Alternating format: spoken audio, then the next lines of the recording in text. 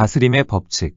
창세기 1장 28절에 하나님이 가라사대 우리의 형상을 따라 우리의 모양대로 우리가 사람을 만들고 그로 바다의 고기와 공중의 새와 육축과 온 땅과 땅에 기는 모든 것을 다스리게 하자.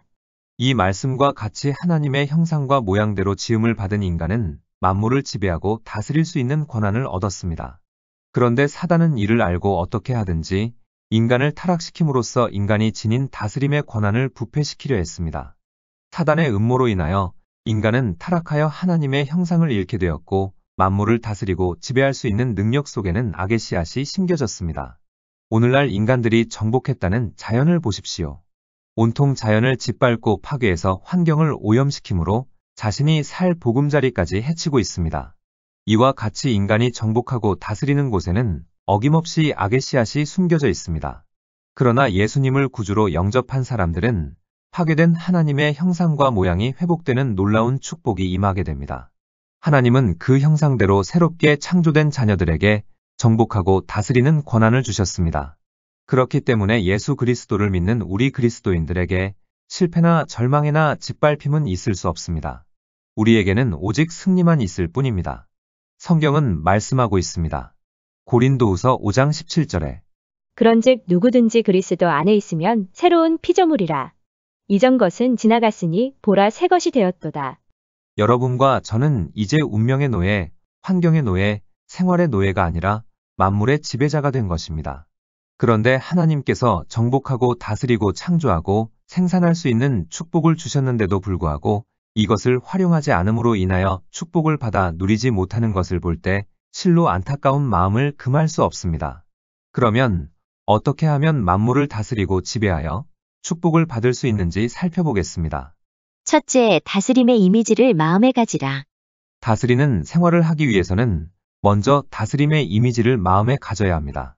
항상 열등의식과 비판의식, 좌절감, 패배의식, 가난의식이 마음에 꽉 들어찬 사람은 하나님의 도우심을 받을 수 없습니다.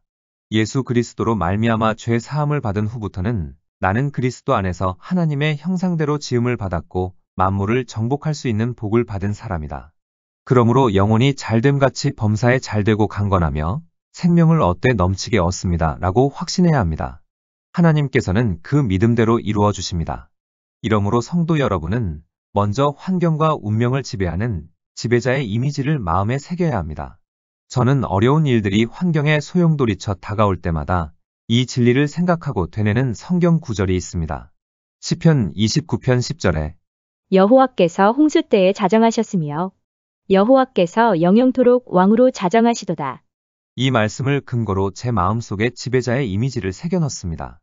홍수 위에 좌정하신 우리 예수님처럼 나도 다스리는 사람으로 홍수 위에 올라타서 승리하고야만 한다. 이 신념의 말을 거듭거듭 자신에게 다짐하고 하나님께 감사함으로 나아가면 두려움과 공포가 사라져버리고 마음에 확신이 가득해짐을 느낍니다. 이런 은혜는 비단 저에게만 주어진 것이 아니라 오늘 예수 그리스도를 믿는 모든 사람 어느 누구에게나 동일하게 주어지는 것입니다. 그러므로 이렇게 외쳐보십시오. 나는 운명과 환경을 지배하고 다스리는 사람이다. 전에는 바람 부는 대로 물결치는 대로 운명의 노예가 되어 팔자 한탄만 하면서 살았지만 이제는 마귀도 다스리고 죄악도 다스리고 질병도 다스리고 가난도 다스리는 정복자로 새롭게 태어난 것입니다. 우리의 거듭남은 가난이나 절망의 노예가 되기 위한 것이 아닙니다. 환경의 정복자와 지배자로서 새로 태어난 것입니다. 그렇기 때문에 여러분이 먼저 가져야 할 태도는 나는 다스리는 사람이다 라는 이미지를 마음속에 새겨주는 것입니다. 둘째, 하나님 중심의 삶의 태도를 지니라. 다스리는 권한을 가지고 세상을 지배하고 살려면 우리의 삶의 태도가 하나님 중심이어야 합니다. 다스리는 권한을 소유한다는 것은 바로 하나님의 권한을 대행하는 것입니다. 그렇기 때문에 우리의 삶이 하나님과 연결되지 않으면 정복자로서의 권한은 상실되고 맙니다. 그러므로 하나님께서는 다스리는 권한을 주시기 전에 먼저 우리의 삶의 태도를 시험해 보십니다. 모세가 이스라엘 백성을 인도해서 가데스 바네아에 왔을 때 하나님께서 12 정탐꾼을 가나안에 보내어 정탐하게 하셨습니다. 왜일까요? 하나님께서 가나안 땅에 대해 몰라서 정탐꾼을 보내셨을까요? 아닙니다. 하나님께서는 이스라엘 백성에게 가나안을 다스리는 권한을 주시기 전에 먼저 그 백성들의 마음 상태를 시험해 보시기 원하셨던 것입니다. 12 정탐꾼이 40일 동안 가나안 땅을 탐지하고 돌아와 백성들 앞에 보고를 하는데 그중 10사람은 부정적인 보고를 했습니다. 민수기 13장 32절로 33절에 우리가 두루 다니며 탐지한 땅은 그 거민을 삼키는 땅이여 거기서 본 모든 백성은 신장이 장대한 자들이며 거기서 또 네피림 후손 아낙 자손 대장부들을 보았나니 우리는 스스로 보기에도 메뚜기 같으니 그들의 보기에도 그와 같았을 것이니라. 이 말을 들은 이스라엘 백성들은 밤새도록 통곡하며 애굽으로 돌아가자고 아우성을 쳤습니다. 그러나 여호수아와 갈렙은 10사람과는 정반대의 보고를 했습니다. 민수기 14장 9절에 오직 여호와를 거역하지 말라. 또 그 땅 백성을 두려워하지 말라. 그들은 우리 밥이라. 그들의 보호자는 그들에게서 떠났고 여호와는 우리와 함께 하시느니라. 그들을 두려워 말라. 열정탐꾼은 하나님 중심으로 살지 않고 인간적이고 세상적인 마음 상태로 살았기 때문에 가나안 땅을 보고 느낀 것도 절망적일 수밖에 없었습니다.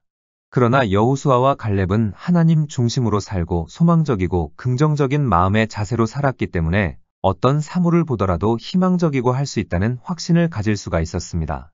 하나님께서는 긍정적인 생각과 믿음을 가진 여호수아와 갈렙에게만 가나안을 다스리고 정복하는 권한을 주셨습니다. 이와 같이 하나님께서는 저와 여러분에게 다스리는 권한을 주시기 전에 반드시 시험을 주십니다. 마치 고등학생이 대학생이 되기 위해 수능 시험을 치러야 하는 것처럼 하나님은 우리에게도 한 단계 높은 환경을 주시기 위해 그때마다 시험을 주시는 것입니다. 시험을 피해 뒤로 물러설 수는 없습니다. 시험에 합격될 때까지 고통은 계속되기 때문입니다. 이 시험은 반드시 합격해야 하는 것입니다.